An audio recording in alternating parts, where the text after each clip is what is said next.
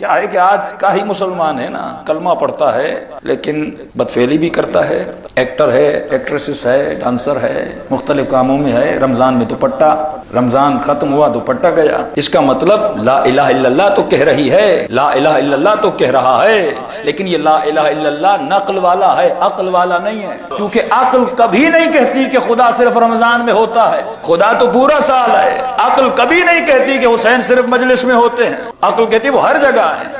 تو وسلموا تسلیما کا مطلب مسلمان نے سمجھا نہیں، اس نے صرف نقلاً لا الہ الا اللہ کہا، اس نے علی کو مجلس سے لیا بچپن سے سنتا ہوا۔ یہ جھگڑے ہوتے کیوں؟ جب مجتہد فتویٰ دیتا ہے فلاں کام نہ کرو، مومن لڑ پڑتا ہے بچپن سے کر رہا ہوں، اچانک کہہ رہے چھوڑ دو، بچپن سے کر رہا ہوں، یہ میرے وجود کا حصہ بن چکا ہے۔ بھائی دین عقل پہ چلتا ہے، دین نقل پہ نہیں چلتا۔ اگر خدا نقل کی بات کو مانتا تو ان بت پرستوں کا کیا قصور تھا جو بچپن سے بت پرستی میں تھے؟ تبھی معصوم فرماتے جب قیامت کے دن خدا لائے گا کسی مسلمان کو اور کہے گا بتا تم نے مجھے سجدہ کیا تو کیوں کیا؟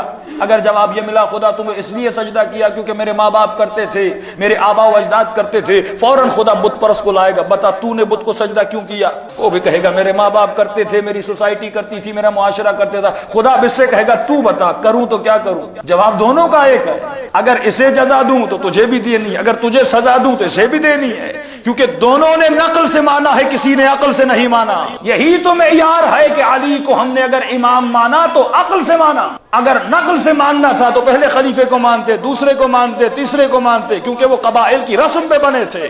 لیکن ہماری عقل تسلیم نہیں کر رہی تھی کہ ہم کسی جاہل کی جگہ پہ۔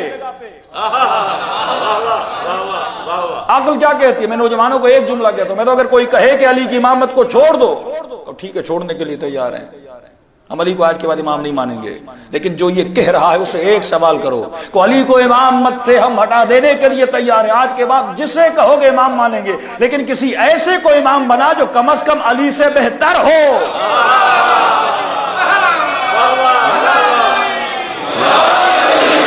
میں قسم کھا کر کہنے کو تیار ہوں، ڈھونڈ ڈھونڈ کے تھک جائیں گے، بہتر امام لا ہی نہیں سکتے۔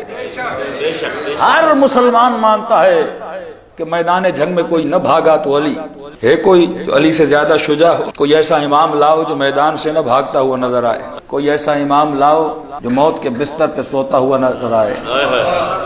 ایسے کو ہم امام کیسے مانیں جو غار میں روتا ہوا نظر آئے؟ ایسا امام لاؤ جو سلونی کا دعویٰ کرتا ہوا نظر آئے۔ ایسے کو امام کیسے مانے جو بیٹی سے مسئلے پوچھتا ہوا نظر آئے؟ بھائی یہ عقلانی باتیں، میں حدیث میں نہیں جا رہا، میں روایت میں نہیں جا رہا، یہ تاریخ کے قصے ہیں، تمام تر مسلمان مانتے۔ فاتح خیبر کون؟ فاتح خندق کون؟ خود کہتے ہیں علی اگر تم نہ ہوتے تو ہم کرتے تو کیا کرتے؟